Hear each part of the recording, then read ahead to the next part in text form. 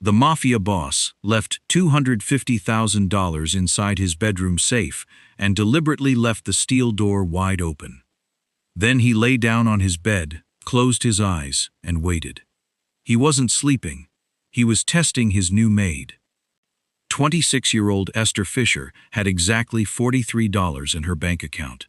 Her rent was overdue, collection notices covered her kitchen counter, and her 19-year-old sister's cancer treatment had left her with a hospital bill she had no idea how to pay. Dante knew every miserable detail. That was why he had chosen Esther. If a woman with almost nothing could stand alone in a room with $250,000 and leave it untouched, perhaps there was still one person in his house he could trust. The bedroom door opened. Esther walked in, carrying fresh linens. Then she saw the safe. She stopped. Dante watched through the narrowest opening of his eyes as Esther stared at more money than she could earn in 20 years. For several seconds, she didn't move. Then, she quietly locked the bedroom door behind her. Dante's jaw tightened. Esther walked toward the safe. She reached inside. One bundle came out. Then another. Then a third. Dante had seen enough.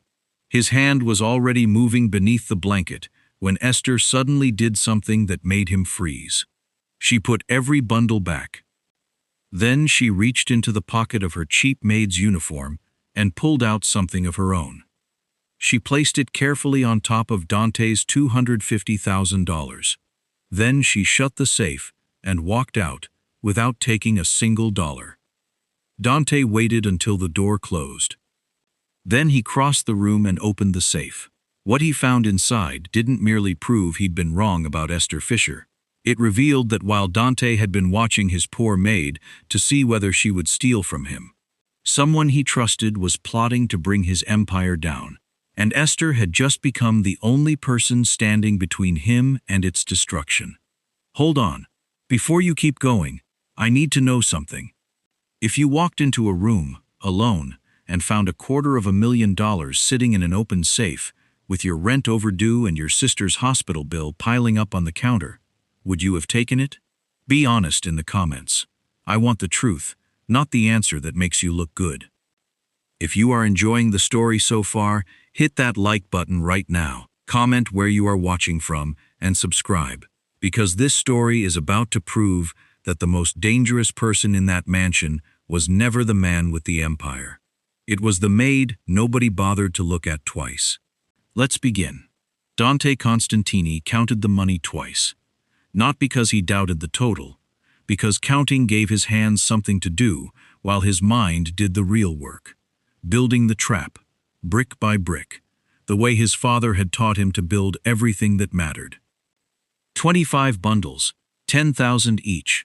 He stacked them inside the wall safe with the precision of a man who'd learned young that sloppy details were how empires died, and set his father's gold watch on top of the highest stack, its face frozen at 217, the way it had been frozen for 17 years. Marco Bellini stood in the doorway, arms crossed, watching the ritual with the particular skepticism of a man who'd known Dante since they were both too young for the business that eventually swallowed them both. "You seriously think she'll take it?" "I think we're about to find out." Dante left the steel door open. Not ajar, not suggestive, fully open, the way a wound stays open before it's decided whether to heal or fester. "She's a maid, Dante. 6 weeks on the payroll. You want to burn $250,000 proving a point to Marco Bellini's least favorite hobby, which is you not trusting anybody. Her landlord filed an eviction notice yesterday. Dante straightened the last bundle, unhurried. Her sister owes St. Agnes $11,000 for a cancer treatment insurance, won't fully cover. She has $43 in checking and a phone with a screen so cracked she navigates it by memory. Marco's jaw tightened. You had her investigated. I have everyone investigated. It simply took longer to find a reason to care about the results. Dante moved toward the bed, loosening his collar, his voice dropping into the flat, unbothered register that unsettled people far more than shouting ever did. If a woman with nothing to lose can stand alone in a room with everything and leave it untouched, then maybe there's still one person under this roof I don't have to watch. And if she takes it, then I was right about everyone, and nothing changes. Dante lay back against the pillows, closing his eyes to a narrow, watchful slit. Leave the door unlocked on your way out. Marco left without another word, though his silence carried its own argument. Dante waited. The mansion settled into its usual hush, pipes ticking somewhere below, wind pressing against old glass, the particular quiet of a house built to keep its secrets.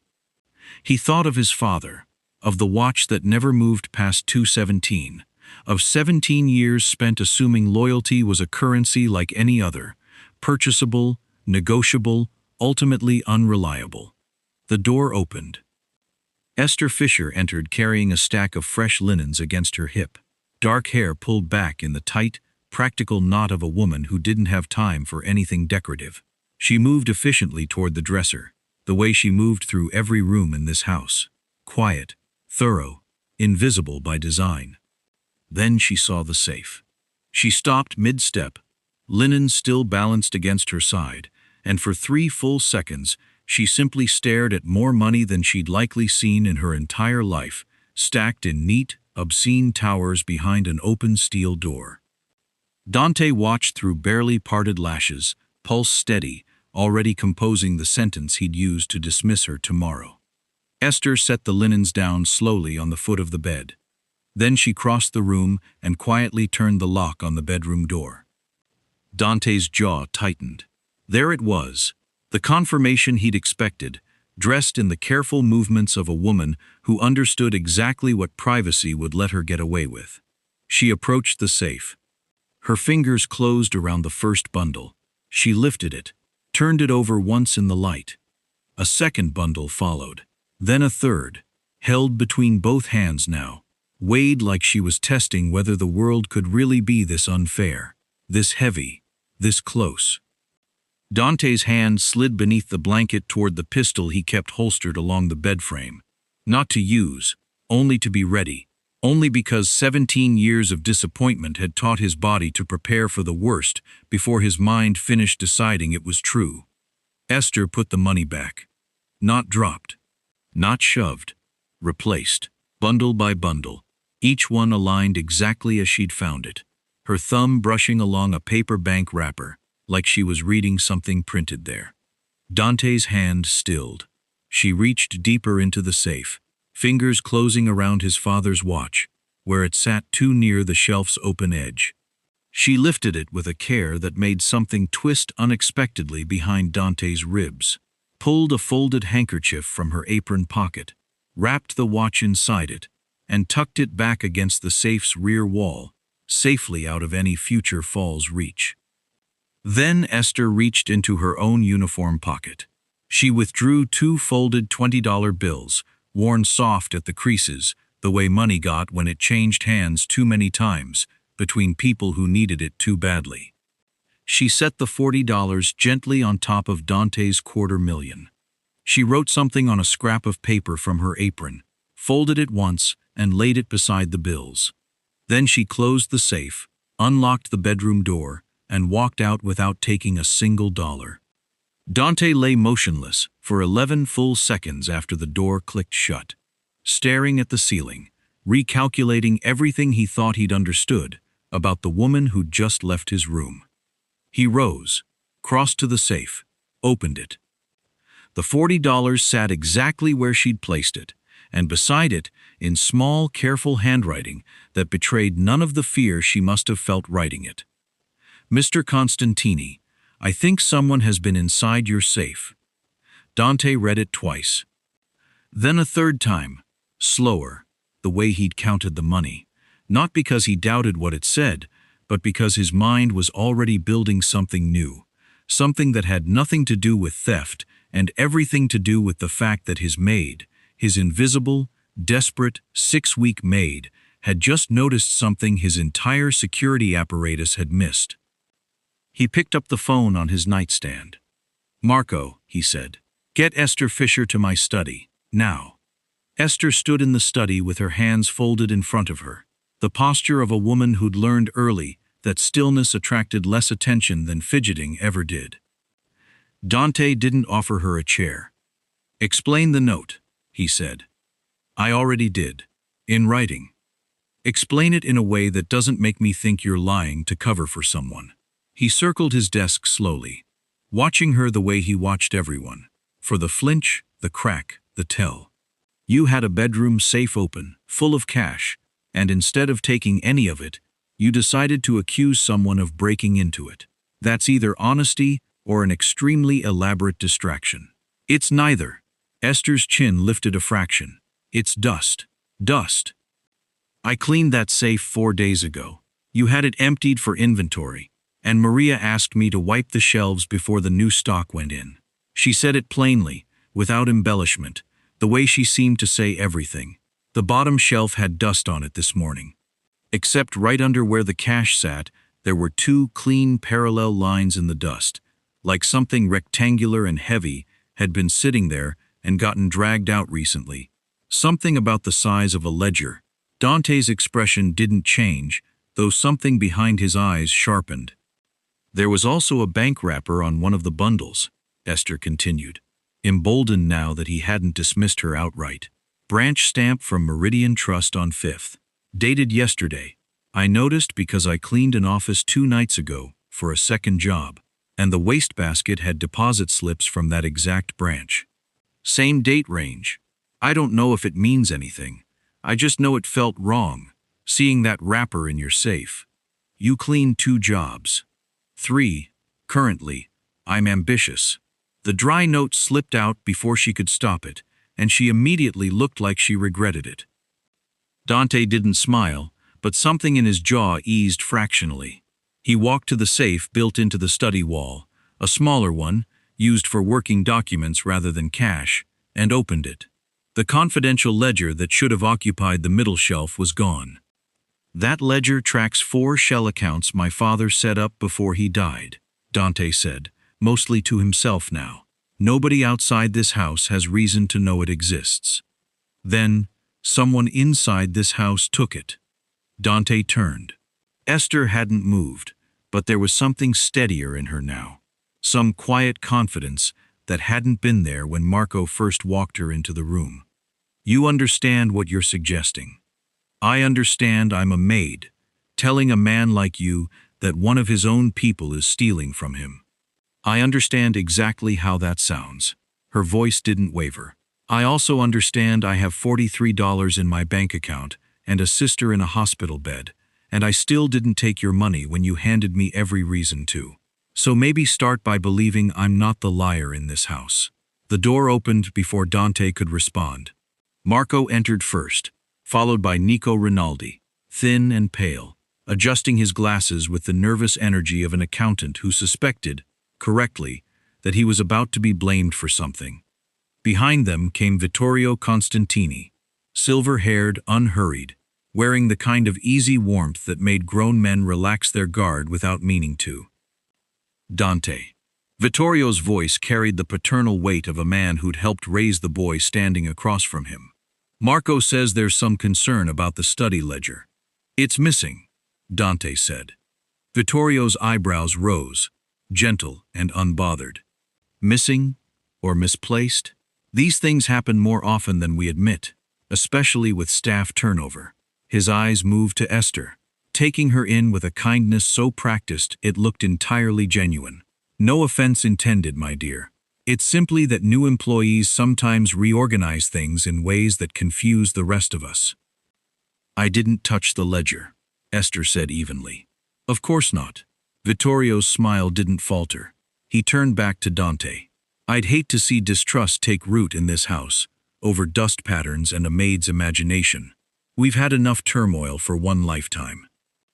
Nico said nothing, eyes fixed on the carpet, hands twisting together in a way that drew Dante's attention, even as Vittorio's words worked to dismiss it entirely. Esther watched Vittorio with careful, unreadable eyes. She didn't argue. She didn't defend herself further. But Dante noticed she also didn't look away. "Thank you, Esther," Dante said finally. You can return to your duties." She nodded once and left the room, closing the door softly behind her. The moment it clicked shut, Vittorio's warmth cooled by several degrees. "You should be careful, Dante.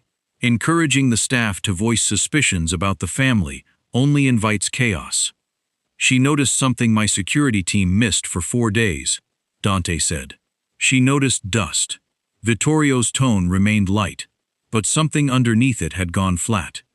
"I love you like a son, Dante. But don't let a pretty face with a hard-luck story turn you paranoid about the people who actually built this family." He left without waiting for a response, Nico trailing uncertainly behind him. Marco waited until the door closed fully before speaking. "You want to tell me what just happened, or should I guess?" Dante stared at the space where Esther had been standing, then at the small folded note still sitting on his desk. 4 words in careful, unpretentious handwriting that had somehow rattled him more than any threat delivered by an armed man ever had. "How long has she worked here?" he asked. 6 weeks. And in 6 weeks, she's noticed what my security hasn't caught in years." Dante picked up the note again, turning it over between his fingers. "Find out everything about Esther Fischer. Everything. Not the surface file, where she's really from. What she really knows. And Marco." "Yeah? Find out who's been in my study safe, and do it before Vittorio decides this conversation is finished." Dante told himself the second test was necessary. A man in his position couldn't build an entire recalibration of trust on dust patterns and a folded note. He needed proof that repeated. So 3 days after the ledger vanished, he left a single sheet of paper in the library wastebasket. A fabricated invoice from an event planning company, marked confidential, the kind of document that would tempt a curious person to read further than they should.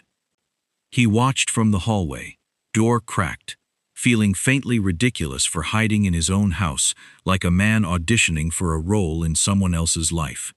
Esther entered with her cleaning cart at 4 in the afternoon, exactly on schedule.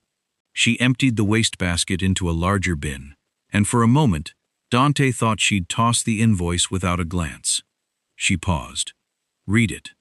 Then, without hesitation, she carried it directly to the burn bag reserved for sensitive documents near the study door. The correct protocol. The one Maria trained every new hire to follow. The one most staff forgot within their first month, because who actually cared about paper in a house full of marble and gold? Test passed. Dante stepped out from the hallway, prepared to say nothing, to simply note the result and move on. "Mr. Constantini?" He stopped. Esther held the burn bag closed, but hadn't sealed it yet, her brow furrowed in the particular way of someone doing arithmetic she wished she wasn't doing. "Why did you pay $18,740 for flowers?" Dante's expression didn't move, though something cold slid down the back of his neck. "Excuse me?" "The invoice. Bloom and Vine Events. $18,740. Itemized for a gala centerpiece order." She held his gaze, steady, unblinking. "I've seen that exact number before, twice. Coincidences happen with round figures." "It's not round, it's specific. $18,740, down to the cent, from 2 completely different vendors, for 2 completely different services." Esther set the burn bag down carefully. "One was a maintenance contract I saw discarded at the Whitmore office building where I clean on Tuesdays. The other was a catering invoice I found folded inside a coat pocket I was pressing for laundry here 3 weeks ago. I didn't think anything of it until I saw the number a 3rd time today." "You remember exact figures from months of paperwork you weren't paid to examine." "My father was a bookkeeper. He used to make me recite columns of numbers before bed instead of stories." A flicker of something private crossed her face and disappeared. "Numbers stick to me whether I want them to or not. It's not a skill, it's a habit that happened to me." Dante studied her for a long moment, recalculating again. The 3rd time in 4 days this woman had forced him to revise an assumption he'd been certain of an hour earlier. "Show me," he said. By that evening, Dante's accountants confirmed what Esther had noticed: 3 separate vendors, 3 separate contracts, 3 identical totals, $18,740, Bloom and Vine Events, Whitmore Maintenance Solutions, and a third, a logistics firm Nico Rinaldi had personally authorized 6 weeks earlier. All 3 companies exist, Nico said, sweating slightly under Dante's stare, glasses sliding down his nose. They have registered business licenses, active bank accounts, verifiable addresses. I checked before I authorized payment. I always check. Then explain the identical total, Dante said. I can't. Nico's hands trembled slightly as he adjusted his glasses again. I authorized what came across my desk with the correct paperwork attached. If something's wrong with the underlying structure, it's above where I sit. Marco, leaning against the study wall with his arms crossed, exchanged a look with Dante that needed no translation. Nico had access. Nico had motive. A mounting gambling debt Marco had flagged 8 months earlier and quietly, foolishly, decided not to escalate. Nico had, above all, the opportunity. Leave the files, Dante told him. You're not to authorize anything further without my signature. Nico left, looking like a man walking toward his own execution, which, in this house, wasn't always a metaphor. Once the study emptied, Dante found himself, 20 minutes later, standing outside the small servant's sitting room, where Esther was folding linens with the kind of brisk efficiency that suggested she'd rather be doing almost anything else. The study's clean, he said, by way of announcement. You didn't need to clean it again. I know. I already cleaned it this morning. She didn't look up from the linens. You told Maria to have me organize the archive room instead, which was also already organized. I did it anyway, because apparently that's my job description now, undoing tasks that don't need doing. There was a coffee service requested for the library an hour ago. There's already coffee in the library, Mr. Constantini. I made it 40 minutes before you asked for it, because I'd already guessed you'd ask.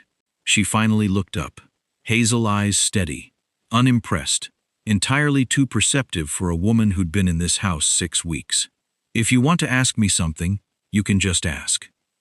Marco, passing the doorway at precisely the wrong moment, made a sound that might have been a cough, and might have been a laugh he was trying very hard to swallow. Dante didn't turn around. Don't say a word, Marco. I didn't say anything. You were about to. I was thinking about the weather, Marco said, already retreating down the hall, shoulders shaking with badly concealed amusement.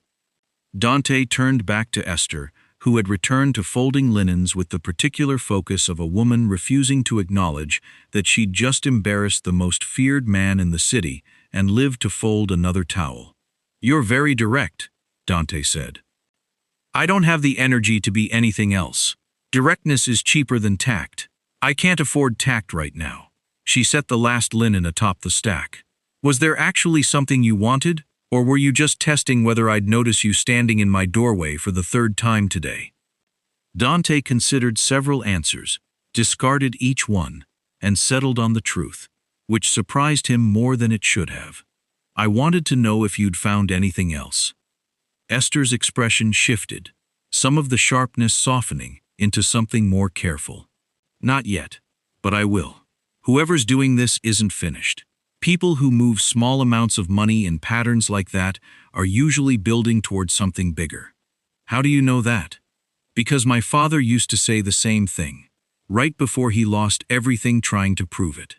The words came out quieter than her earlier bluntness, and for a moment, Dante saw something behind her composure, a wound she kept as carefully hidden as she kept the rest of herself. He didn't ask further. Some doors, he understood, needed to be opened slowly, by the person who owned them. Thank you, he said instead, and left before either of them had to decide what to do with the strange, unfamiliar warmth that had settled into the room. Dante saw the shoes first. He hadn't meant to notice. He'd simply stepped out to his car earlier than scheduled and caught Esther at the bus stop, 2 blocks from the estate's service entrance. waiting in the gray morning light for a transfer she took every day after her shift ended. One bus toward the hospital, another back to whatever small apartment she called home. Her shoes had been repaired along the sole with something that looked, from a distance, uncomfortably close to superglue. He told his driver to wait. He watched her board the bus, watched the way she counted exact change from a small coin purse before dropping it into the fare box, watched her settle into a seat by the window with the particular stillness of a woman conserving energy she didn't have to spare. Later that week, Marco's investigation confirmed what Dante had already begun to suspect from small, accumulating observations. Esther worked 3 jobs. She saved untouched portions of the staff dinner Maria set aside for household employees, wrapping them carefully in napkins to bring home. Her phone's screen had been cracked for at least 4 months, based on a photo timestamp Marco had pulled from a delivery service she'd used. She visited her sister at St. Agnes twice a week, 2 buses each direction, never once requesting time off to make the trip easier. She had never asked Dante for anything. Not the $250,000 sitting untouched in his safe. Not the $11,000 hospital balance he'd known about since the day he hired her. Not even a raise, though her pay was, by any honest measure, insultingly low for what she'd already contributed to protecting his family's fortune. He found himself at St. Agnes that Thursday, ostensibly because his driver had a scheduling conflict and Esther's usual transfer had been delayed by construction. He told himself the offer to drive her was practical, efficient, nothing more. Sophie Fischer looked smaller than 19 should look, propped against hospital pillows with an IV taped to the back of one pale hand, though her eyes lit with genuine delight the moment Esther walked through the door. "You brought a Mafia boss to visit me," Sophie said, grinning weakly at Dante hovering in the doorway. "Esther, you couldn't have mentioned this sooner?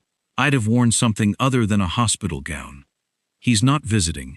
He's a taxi service, with better cologne."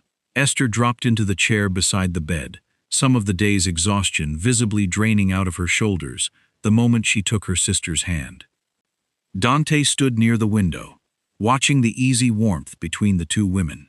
The way Esther's entire demeanor shifted here.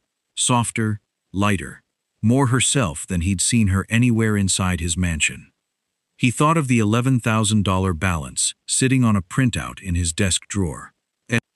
"I could settle the outstanding balance," he said, quieter than he meant to, once Sophie had drifted into an exhausted doze and Esther walked him back toward the elevator. "Before you say no, I'm going to say no. I know.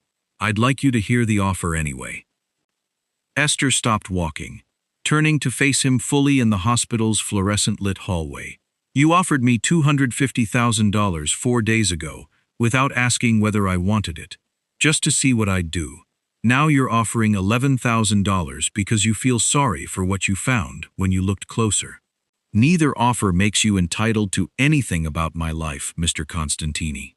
I'm not trying to be entitled to anything. Then don't offer money like it's an apology. If you want to apologize, apologize. Use words. I hear they're free." The sharpness in her voice didn't quite mask something more vulnerable underneath it.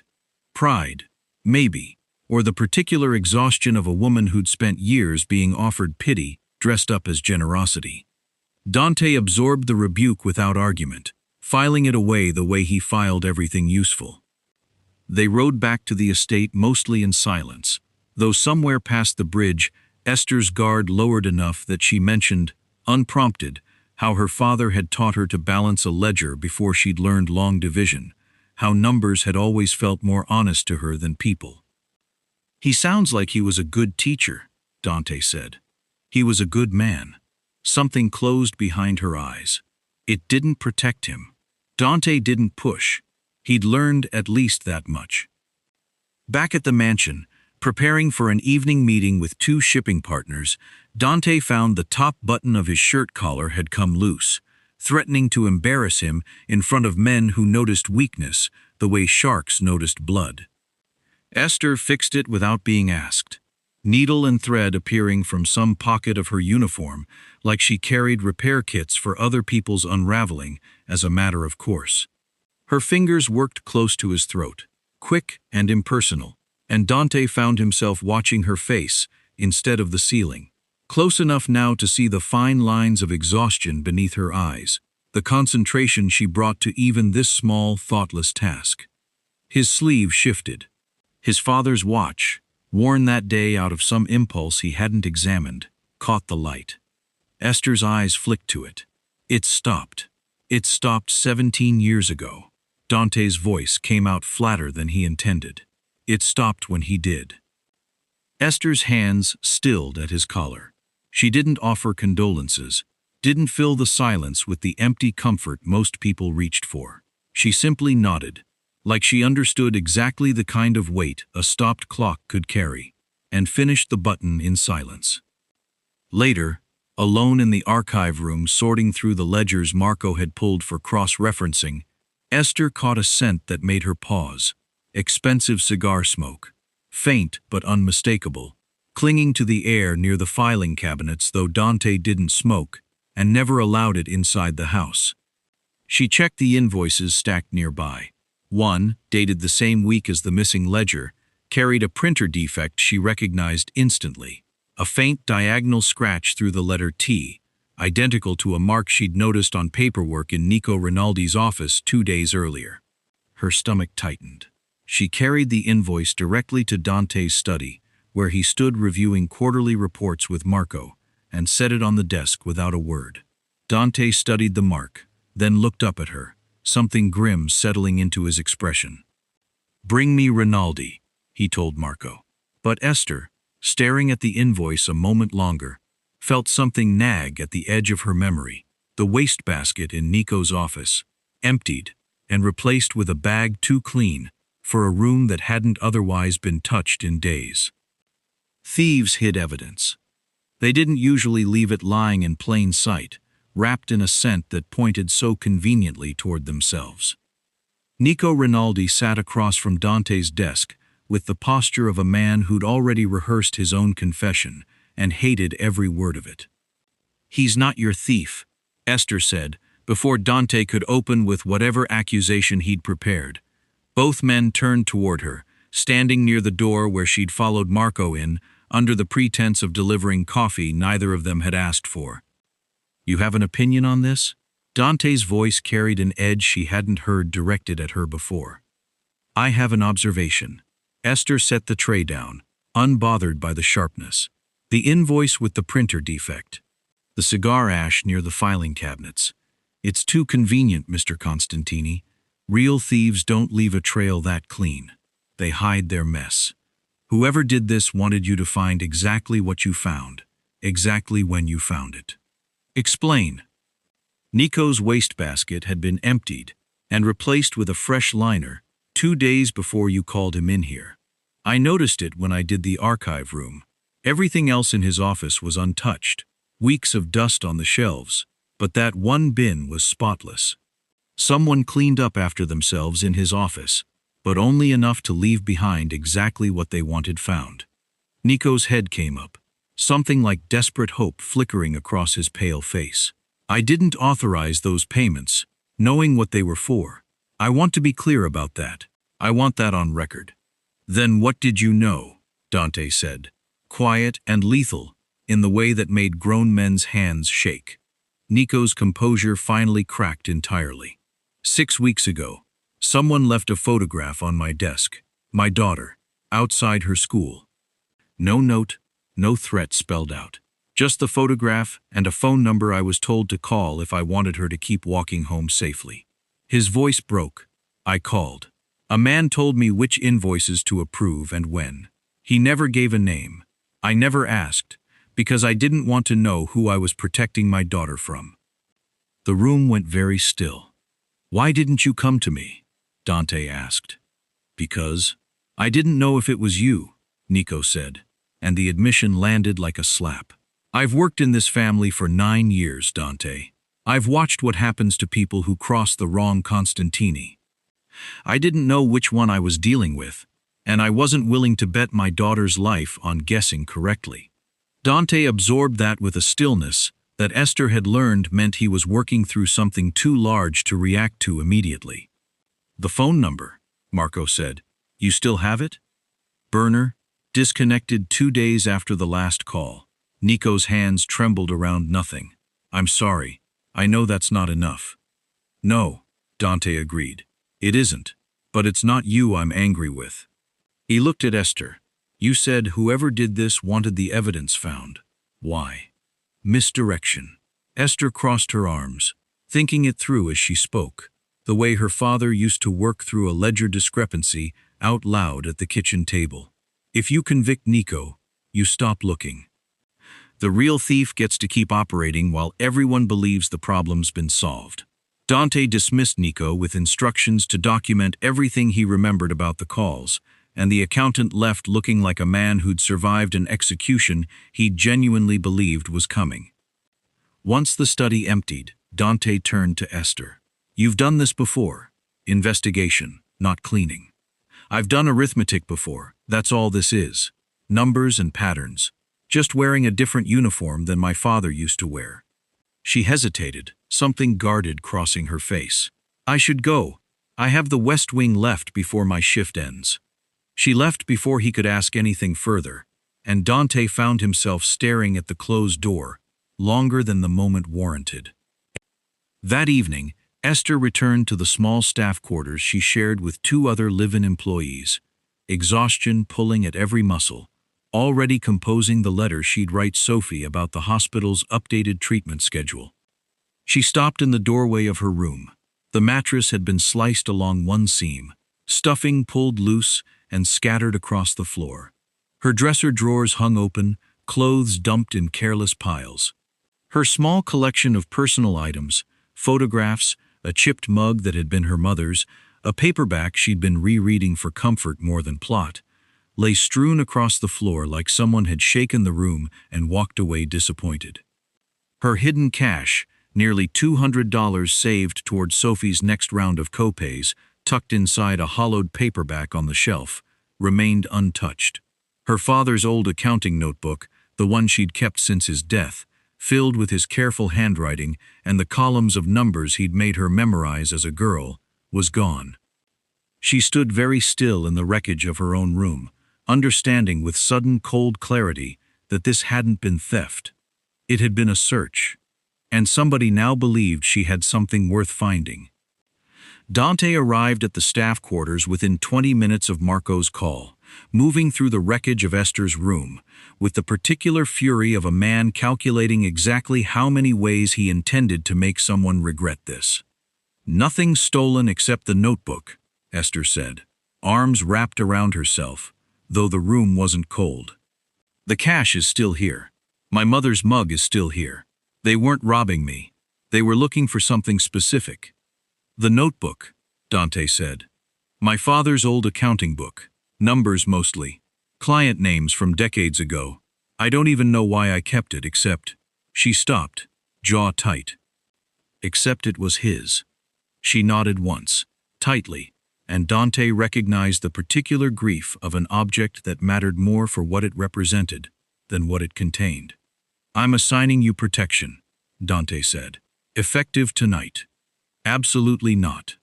Absolutely not." "This isn't a request, Esther." "Then it's a poor time to start ordering me around, considering you spent the last 2 weeks deciding whether I was a thief." Esther's voice rose, sharper than he'd heard from her, years of banked exhaustion finally cracking through the composure she wore like armor. "You investigated me because I was poor enough to distrust. You put $250,000 in front of me like bait because you assumed desperation makes people dishonest. Now that I've become useful, suddenly my safety matters to you?" Dante had no answer ready. He searched for one anyway, and found only the truth, which tasted worse than any excuse might have. "You didn't trust me when I had nothing," Esther said, quieter now, the anger burning down into something more exhausted and more honest. "Now that I'm useful, my life is suddenly worth protecting?" The silence that followed felt heavier than anything Dante had experienced in that house in years. You're right, he said finally. Esther blinked, clearly having expected an argument rather than surrender. I built an entire test around the assumption that your desperation would define you, Dante continued, the words coming slower than he was used to speaking, each one costing him something. I was wrong about what desperation does to a person. I wasn't wrong that I should have cared about your safety regardless of whether you'd proven useful to me. That failure is mine, not yours. Something in Esther's shoulders eased, though her eyes remained wary. That's the closest thing to an apology I've gotten from you. It won't be the last. She let him drive her to the hospital 2 nights later when her usual bus connection fell through during a storm that had turned the city streets into rivers, and somewhere past the bridge, exhaustion finally caught up with her, her head tipping sideways against the window, breath evening into sleep. Dante glanced over once, twice, then reached across without waking her, and settled his coat over her shoulders. Careful, unhurried, the gesture of a man who'd forgotten he still knew how to be gentle with something. She woke as they pulled into the estate's drive, blinking against the dark, disoriented. Dante! The name slipped out unguarded, unprompted, and she caught herself a beat too late, sitting up straighter. Mr. Constantini, sorry, don't apologize for it, he said, and neither of them mentioned it again, though something had shifted quietly between them in the space of that single unguarded syllable. Later that week, working through the growing stack of shell company records at his study desk, Dante finally told her about his father. Not the sanitized version the family repeated at gatherings, but the real one. The call that came at 2 a.m., the drive to the warehouse. Vittorio's voice on the phone, calm even then, already managing the crisis before Dante had finished absorbing it. The watch shattered during the attack, Dante said, turning it over in his hands. Vittorio found it beside him. It had stopped at 2:17. I've never had it repaired. I suppose some part of me needed something in this house to stay exactly as broken as everything else felt. Esther studied the watch face for a long moment, something working behind her eyes that Dante couldn't yet read. The $18,740 payments, she said instead, changing direction with the particular focus he'd come to recognize as her mind chasing something faster than her mouth could explain it. I don't think they're the theft, Dante. I think they're rehearsals. Rehearsals for what? Small transactions, moved through shell companies, building a legitimate-looking transaction history over time. It's what you'd do if you were preparing to move something enormous and needed the financial trail to look ordinary first. She pulled the ledger pages toward her, arranging them by date with quick, practiced hands. Look at the pattern. Each payment slightly increases the company's apparent transaction volume. It's grooming, not stealing. Dante went very still. Grooming toward what? Esther flipped to the final page of Nico's authorized transfers, tapping a line item Dante hadn't fully registered until now. A scheduled wire transfer, still pending, requiring executive biometric authorization. $208 million. Scheduled for release on a date that made Dante's blood run cold the moment he read it. The 17th anniversary of his father's murder.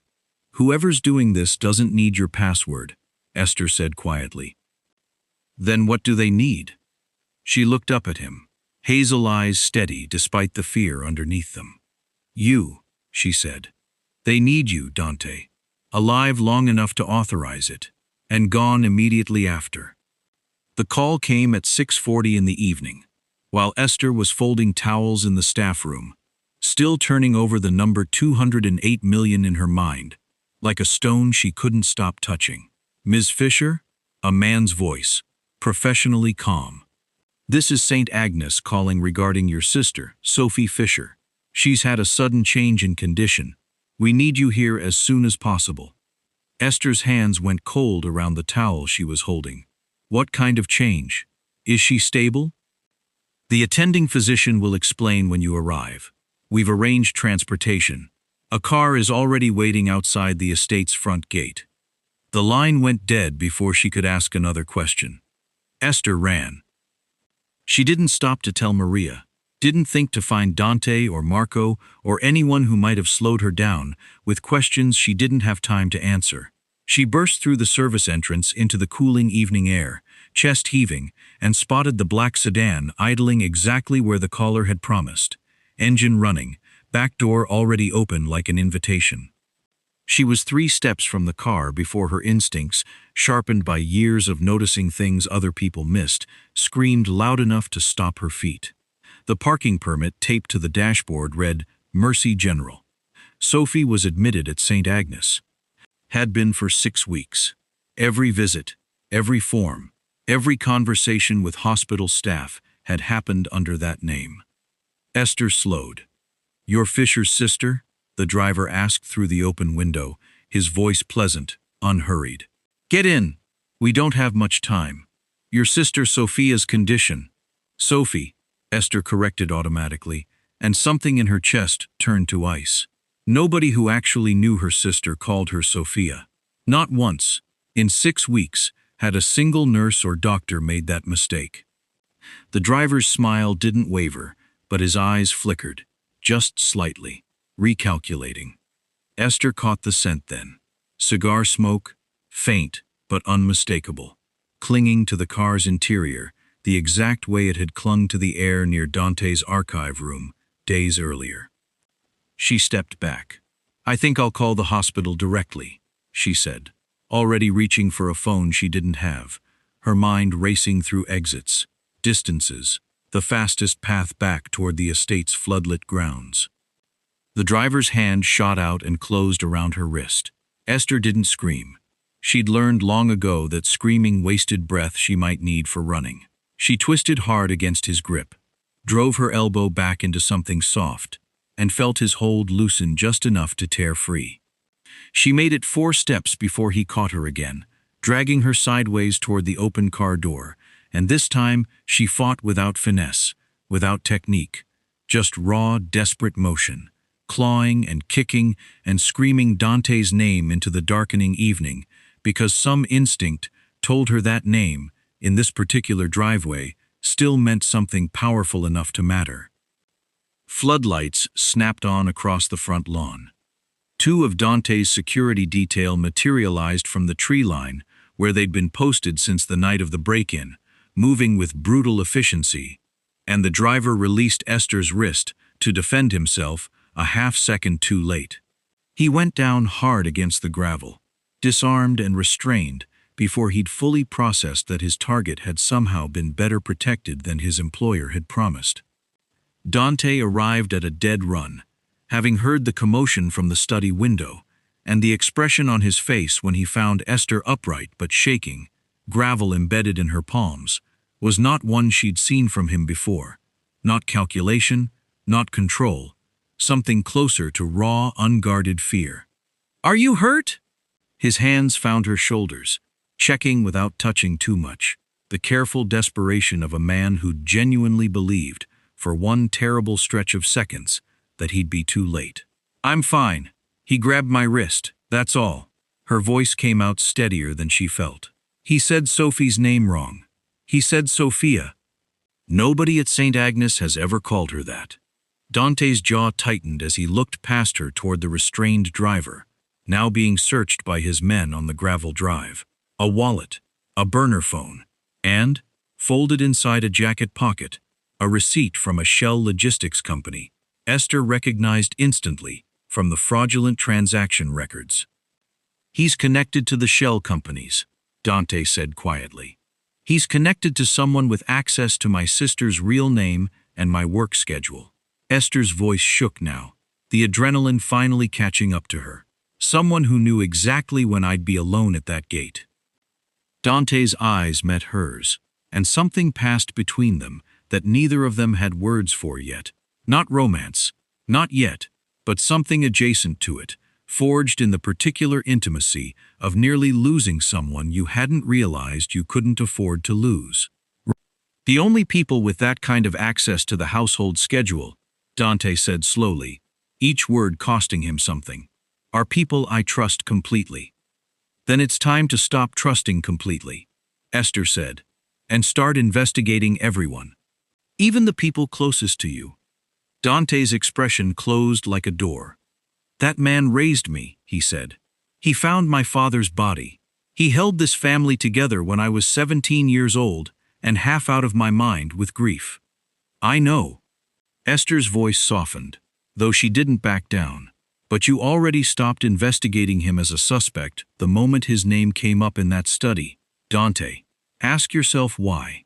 Then stop investigating him as your uncle and start investigating him as everyone else. Dante didn't sleep that night. He sat at his desk with his father's watch in his palm, turning it beneath the lamplight, tracing the frozen hands with his thumb the way he had 1,000 times over 17 years without ever really looking at it. Esther found him there past midnight, having refused Marco's insistence that she rest in a guarded room, unable to stop the momentum of a mind that had spent the entire evening circling the same uncomfortable question. There's something wrong with the timeline, she said, without preamble, setting a folder on his desk. I pulled the old case file Marco keeps in the archive. The insurance report from your father's watch, filed the year after he died. Why would there be an insurance report on a broken watch? Because it was appraised for the estate settlement. Antique pieces get documented. She opened the folder, sliding a yellowed page toward him. The appraiser noted a mechanical defect. This watch ran consistently slow, 17 minutes slow, to be exact, verified against a service log from 3 years before your father died. Dante's hand tightened around the watch. I don't understand what that changes. Vittorio's statement to police said he found your father at 2:30, and that the watch, stopped at 2:17, confirmed the attack happened just before he arrived. Esther's voice stayed level, though her eyes carried the weight of what she was about to say. But if the watch ran 17 minutes slow, then 2:17 on its face doesn't mean 2:17 in real time. It means 2:34. Dante went very still. Vittorio said he arrived after the attack. Esther continued quietly. But if the watch stopped at the true time of 2:34 and Vittorio's own statement puts his arrival at 2:30, he was already there when it happened. Dante, 4 minutes before, not 13 minutes after. The silence in the study stretched long enough that Dante could hear his own pulse. That's 4 minutes, he said finally, voice hollow. That could be an error, a miscalculation. Grief does strange things to memory. It could be. Esther didn't push, letting him arrive at the rest on his own. The way she seemed to understand some truths needed to be walked into rather than dragged toward. Or it could be that the story you've told yourself for 17 years was built by the one person who had every reason to make sure nobody looked closely enough to ask. Dante set the watch down with exaggerated care, like it might shatter further under the weight of what she was suggesting. Marco arrived an hour later with records Dante had ordered pulled from the family's oldest archive, financial statements from nearly 2 decades earlier, buried in storage since before Dante had taken control of the organization. Among them, a name neither of them expected: Walter Fischer. Esther's breath caught audibly when Marco read it aloud. My father, she said, reaching for the page with hands that had gone unsteady. That's my father's name. The document detailed an internal audit from 22 years earlier, conducted by an outside bookkeeper hired to review discrepancies in the Constantini shipping accounts. Walter Fischer had flagged irregular transactions, small, repeated amounts, oddly familiar in their structure to the pattern Esther had uncovered weeks earlier. 6 months after filing his findings, Walter Fischer had been quietly, publicly accused of embezzlement, his reputation destroyed, his accounting license revoked. He died 3 years later, still protesting his innocence to a world that had already decided otherwise. He wasn't a thief, Esther whispered, staring at the document like it might rearrange itself into something less devastating. He found what I found. He tried to report it, and they destroyed him for it. Dante watched her absorb the revelation, watched grief and vindication and fury move across her face in overlapping waves, and understood, with sudden clarity, that whatever had happened to her family, and whatever had happened to his own, traced back to the same house, the same man, the same 17 minutes. "I'm sorry," he said, and meant it more completely than he'd meant anything in years. "You didn't do this. I represent the world that did." He pushed the folder toward her. "Everything in here is yours now. Whatever you decide to do with it, expose it publicly. Walk away, disappear with your sister somewhere, none of this can follow you. I'll make sure Sophie's care continues regardless. No conditions, no tests." Esther looked up at him, something raw and unguarded passing behind her eyes. "That's the first thing you've offered me that doesn't feel like it's trying to prove something." "It's not a test," Dante said quietly. "I'm done testing you." She was silent for a long moment, the folder trembling slightly in her hands. "I'm not leaving," she said finally. "My father tried to finish this alone, and it destroyed him. I'm not walking away from the chance to finish what he started. Especially not now that I finally understand why he never could." Dante nodded once, something settling between them that felt less like employer and employee, less even like two people circling an unnamed attraction, and more like two people who'd discovered they were fighting the exact same war from opposite ends of the same 17 years. "Then we do this together," he said, "and we do it carefully. Vittorio has spent 2 decades making sure nobody looks too closely. He won't make it easy." Esther closed the folder, her jaw set with a resolve that reminded Dante, uncomfortably, of the woman who'd once quietly returned $40 to a safe holding $250,000, refusing to take what wasn't hers, even when every circumstance of her life would have justified it. "Good," she said, "because I've spent my whole life being underestimated by people who thought poverty meant I wasn't paying attention." She looked toward the study window, toward the dark grounds beyond it where, somewhere in this house, a man who'd raised Dante like a son was still calmly, patiently waiting for his final payday. "Let's give Vittorio exactly what he's been waiting for," she said. "And this time, let's make sure he's the one who doesn't see it coming." The announcement went out through channels Dante knew Vittorio monitored.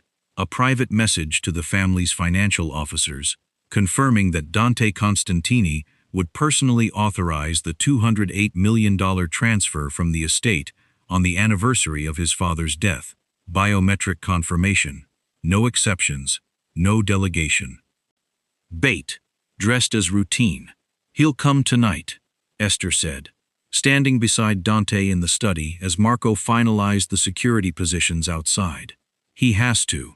If the transfer happens under scrutiny tomorrow, with federal auditors already circling the shell companies, he loses his window forever." "You're certain?" "I'm certain a man who's waited 17 years for this money isn't going to let one more delay put it out of reach." Esther's voice was steady, though Dante could see the tension coiled tight beneath her composure.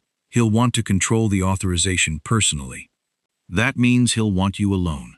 Or he'll want me gone, so I can't interfere.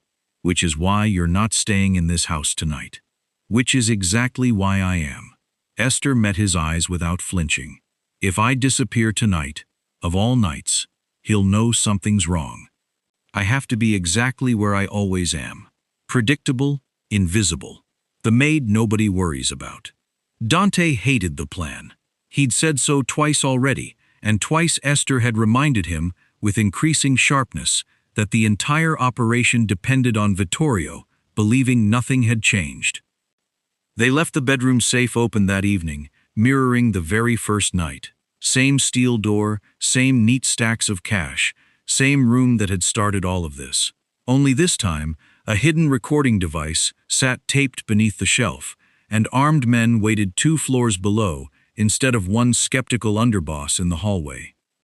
Esther entered the bedroom near 10, carrying fresh linens exactly as she had the first time, playing her part with a composure that Dante, watching from the security feed in his study, found almost unbearable to witness. She didn't have to wait long. The door opened behind her, and Vittorio Constantini stepped inside, closing it softly, his easy warmth entirely absent now, replaced by something colder and far more honest. "You've been busy," Vittorio said, glancing at the open safe, at Esther standing near it with a stack of towels still in her arms. "Dust patterns, printer defects, cigar ash. I underestimated you, Miss Fischer. That was my mistake, and I don't often make those twice." Esther set the towels down slowly, her heartbeat hammering against her ribs even as her voice stayed level. "I just clean things, Mr. Constantini. I notice dirt. That's the job." "Don't," Vittorio's voice hardened. "We both know exactly what you are. Your father's daughter, through and through." Walter had the same irritating habit of noticing what he wasn't paid to notice. He moved further into the room, unhurried, a man entirely confident in his own control of the situation. "I'll make this simple. There's $250,000 in that safe. Take it, walk away tonight, and don't look back. You'll never see me again, and Dante never has to know we spoke. No." Vittorio's eyebrows rose, mild surprise flickering across features that had spent decades perfecting the appearance of harmlessness. $500,000 then?" "No. $1 million, Esther." His voice dropped, coaxing now, patient. "Enough for your sister's treatment, for the rest of her life if necessary. A house, an education, freedom from every single thing that's ever frightened you." He tilted his head, studying her with something almost like genuine curiosity. "Your father chose principles too, you know. Look what principles bought his daughters. A dead man's ruined name and a lifetime scrubbing other people's floors." The words hit exactly where he intended, and Esther felt something crack behind her ribs. Not doubt about what she was doing, but grief, old and raw, for a father who'd died believing the truth mattered more than survival, and who'd been wrong about that. In every way the world had punished him for it. "Everyone has a price," Vittorio said softly. "Yours is just larger than most, because you have more to lose. That doesn't make you different from anyone else in this house. It only makes you more expensive." Esther looked at the open safe, at the money that had started all of this, and felt the full weight of everything her father had sacrificed for a truth nobody had wanted to hear. "That's what Dante used to think," she said. The bedroom door opened. Dante stepped inside, his expression carved from something Esther had never seen on him before. Not fury, not yet, something colder and more absolute. A man closing a door on the last version of himself who'd ever needed proof that loyalty could be purchased. Vittorio's composure slipped for the first time, his eyes flicking toward the small recording device now visible beneath the shelf, understanding arriving a half-second too late to matter. "Dante." He recovered quickly, reaching for warmth that no longer fit him. "This isn't what it looks like." "It's exactly what it looks like." Dante's voice was quiet, which made it worse. "You've been draining this family for 2 decades. You framed Walter Fischer for embezzlement, to hide what he'd discovered. And the watch, Vittorio." He held it up, the frozen hands catching lamplight. "It ran 17 minutes slow. You didn't arrive after my father died. You were already there." Vittorio's face went the color of old paper. "I raised you," he said, voice cracking for the first time in longer than either of them could remember. "After Rocco died, I was the one who taught you how to survive in this business.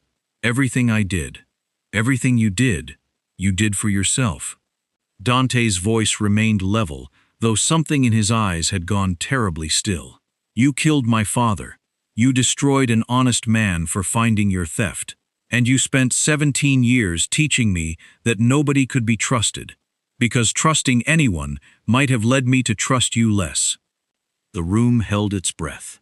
Dante's hand drifted, almost imperceptibly, toward the weapon at his hip, and for a moment, Esther saw exactly how this could end.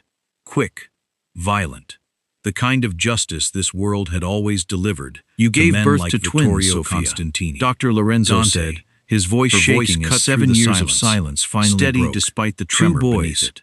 "I delivered them myself. With people during the evacuation, they were separated. Don't let Vittorio one stayed with you the same way. The other was carried away by a nurse who died before she could identify him.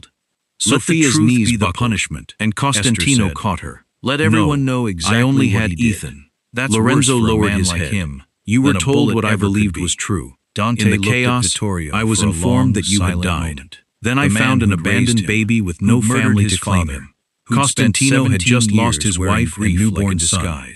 I made the worst decision of my life, said. Constantino's face drained of color. Luca, 3 months Lorenzo later, nodded the Constantini organization. Luca is your son in every way that matters. Vittorio had spent decades, but he isn't Isabella's child. Her baby federal died investigation into the shell companies. I gave you Sophia's son everything because I couldn't bear to let him disappear into the system. A trail of stolen funds. The room fell silent nearly 20 years for the heart monitor. Evidence connecting everything suddenly made directly to Walter Fischer's room. The familiar laugh, and enough recorded matching smile to ensure he never again she had never understood. Deciding Luca wasn't just a little boy who resembled Ethan. Nico Rinaldi was Ethan's identical twin, along with a formal apology, alive all along, and a security detail assigned to his daughter. She whispered. Until the last loose thread of Vittorio's network had been Constantino looked at her. Walter Fischer's name was cleared publicly. And I raised your child while you spent 7 years posthumously restored. Neither blamed his the reputation other. Returned to his daughters in the only terrible mistake. Constantino's phone finally spoken rang. Out loud. Marco's voice was urgent. People would listen. Boss, Gallo's men have breached the estate. The boys are still inside. Small, Constantino's grief disappeared beneath cold determination. Get them to the study. We're coming. Which Esther they reached the villa within minutes, racing through gunfire toward the barricaded study. Had gone back to school. Ethan and Luca were hiding behind an overturned desk 3 nights a week, while Marco covered the shattered window entirely from her armed own men closed in outside. Not Dante's without money, hesitation. Though he'd offered Constantino stepped in front of Sophia and the boys, just as another shot exploded through the glass. She'd taken a position. The bullet meant for his heart struck his shoulder instead. Organization's now transparent books, he shouted, shielding his family as Marco recommendation of accountants and killed the sniper. Exactly what after a few terrifying seconds, entire security team had missed. Marco lowered his weapon. Dante found her in the mansion's east hallway. He tried to run. Early spring. It's over. And Constantino looked down and saw Ethan and Luca gripping each other's hands. That's a bold request from a man who fired 7 years of lies had ended in less than 2 minutes. You 6 days later, maid to the DNA test confirmed the truth they already knew. From where Ethan and Luca were identical followed him anyway, separated at curiosity winning out a decision to make. And stopped in the doorway quietly when she saw Sophia the safe standing open again. I can't take Luca away from the only father he's ever known. We're doing this again? Constantino smiled not sadly. The same test. And I won't Dante take Ethan gestured from you. Toward the safe. They both realized there was only one inside. Answer. Then we stopped dividing a family that was never meant to be divided. Of things, he said, that meant taking more than any amount of money. We build one instead. Walter Fischer's looking into her eyes, he continued and framed. I loved you before the original $40, and I love you even more now. Creases. I can't imagine my life without as she'd left it. He opened a velvet ring box. Dante's father's gold watch. Sophia. And let her Ethan and Luca grow up together. The one let us become the family officially. Tried so hard to keep apart. Dante lifted the contract. Sophia answered by kissing him. Esther's 3 months later, sunlight filled the villa. This time? As a photographer prepared a new family for me anymore. The old painting of Constantino, Isabella, her eyes and young Luca unguarded had been moved upstairs, seen from him during those first careful weeks. A new canvas now waited above the fireplace. That's a terrible Sophia way to stood beside Constantino, like while Esther Rosa straightened Ethan's collar, had gone soft, and Maria quietly wiped away happy I have tears. Conditions of my own. Just before the camera probably mentioned Ethan first, reached for Luca's hand. Luca smiled, respond, and Ethan I finished my back. Degree. 2 identical my job faces. At the firm. 2 brothers my own finally money, reunited. My own name on Sophia my own squeezed Constantino's Sophie hand. Is never and he squeezed hers for anything, in return. Not ever the again. Camera clicked. And you don't for the first time in 7 years, for every member of the family, for the rest of however long exactly where they belonged. Agreed. If you loved Sophia and Constantino's journey, don't forget to like this video. You didn't even think and subscribe. Because I've next had 3 months to another family will discover that love always finds turning its way it over home. Gently, tracing the faint scar where gravel had torn her palm the night of the attack. I spent 17 years believing loyalty was something you purchased, or extracted, or manufactured through fear. You taught me it's something freely given, and that the moment you try to buy it, it stops being real. Esther's throat tightened. She looked past him, toward the safe, and something caught her attention. A soft, rhythmic sound. Tick, tick, tick. She stepped closer, staring at the gold watch resting inside. Its hands were moving. You fixed it. she said quietly. I didn't need it stopped anymore. Dante's voice carried a quiet wonder, like a man still adjusting to a version of himself he hadn't expected to become. 17 years frozen at the worst minute of my life. I don't need to carry that anymore. Not with you here. Esther picked up the $40 instead, turning the worn bills over in her fingers. Why did you keep this? All this time. You could have spent it, deposited it, forgotten about it entirely. Dante took the bills from her hand, gently, and held them like something far more valuable than their face value ever suggested. Because it was the first money anyone ever gave me without wanting something in return, he said. Esther felt something break open in her chest, warm and unguarded, and closed the distance between them before either of them could overthink it. Before caution, or pride, or 17 years of careful armor could talk either of them out of the moment. The kiss was slow, certain, nothing like the careful test that had brought them to this room the first time. When they finally broke apart, Esther glanced back toward the safe, still standing open behind them, watch ticking steadily inside it now, keeping time again after 17 frozen years. Dante Constantini had opened his safe once to discover the price of a poor maid's loyalty. Instead, Esther Fischer had shown him something his millions never could. The only loyalty worth having was the kind nobody could buy. And the safe, standing open now not out of suspicion, but out of trust finally, fully earned, no longer needed to hide anything at all. And there it is. The safe that started as a trap became the place where trust finally lived. $40 that nobody would have missed ended up mattering more than $208 million that almost destroyed everything. If this story reminded you that the people we overlook are usually the ones paying the closest attention, hit that like button right now. Subscribe, because I have more stories exactly like this one coming, where the person nobody suspects turns out to be the only one worth trusting. Thank you for staying until the very last tick of that watch. This one mattered, and judging by how many of you made it all the way here, it mattered to you too. I'll see you in the next story.